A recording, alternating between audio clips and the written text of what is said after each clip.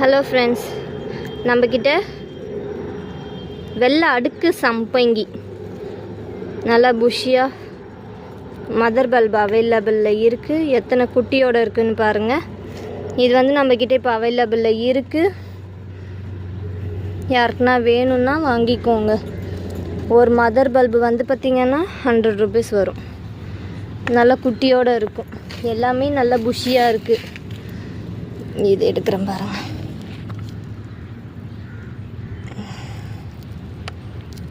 நல்லா சூப்பராக இருக்குது. இது அப்படியே ஒரு செட். இது வரமாட்டேங்குது.